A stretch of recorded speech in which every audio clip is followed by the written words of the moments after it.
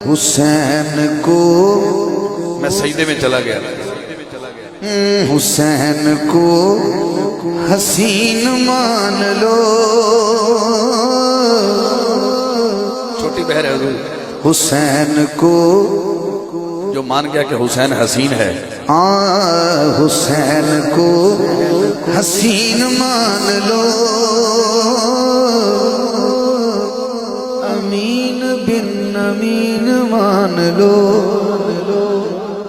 یہ خود بھی امین ہے اور امین کا بیٹا بھی ہے امین بن امین مان لو حضور آپ کے حسن تبسم کی نظر ہے چلو میری نہ مانو اس کی مان لو خود معین الدین نے کہا خود معین الدین نے کہا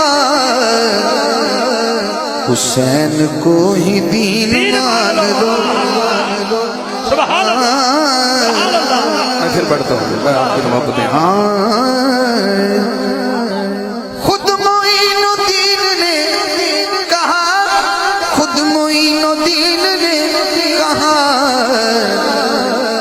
حسین کو ہی دین مان لو امین بن امین مان لو پتہ نہیں کس کا رنگ اڑ جائے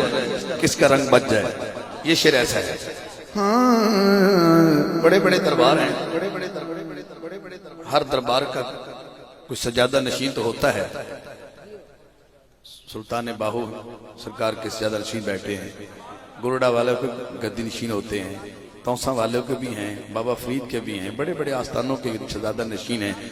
اور محمد کا اتنا بڑا دربار ہے کوئی تو سجادہ نشین ہوگا میں کیا کہہ گیا پیغام شریف کے سجادہ نشین بیٹھے ہیں تو میں یہ ذکر کر رہا تھا کہ ایک مثال دے رہا تھا کہ اتنا بڑا دربار ہے مصطفیٰ کا تو کیا مصطفیٰ کے دربار کا کوئی سجادہ نشین نہیں کوئی گدی نشین نہیں کوئی وارث نہیں تو سنیے ذرا یہ ذرا فیصلہ کرتے اور آپ کا چہرے کی رونق دیکھتا ہوں اور اس کے بعد تیسرا شعر ہے اور وہ تشہد ہوگا غدیر خم پہ فیضلہ ہوا غدیر خم پہ فیصلہ ہوا غدیر خم پہ فیصلہ ہوا آپ دیکھنا کیا ہے علی کو جانشین مان لو جو مان گیا وہ ہاتھ اٹھایا علی کو جانشین مان لو امین بن امین مان لو علی کو جانشین مان لو آخری شعر تیسرا علی حق علی حق علی حق واہ واہ کیا یا علی کچھ لوگوں نے ہاتھ نہیں اٹھائے تھے کیا علی ایسا نہیں ہے کہ حق نہ مانا جائے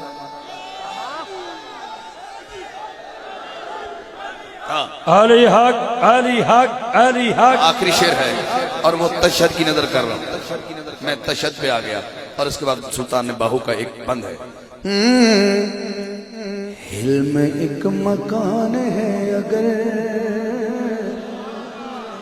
حلم ایک مکان ہے اگر حلم ایک مکان ہے اگر حسن کو مکین مان لو امین بن امین مان لو حسین کو حسین مان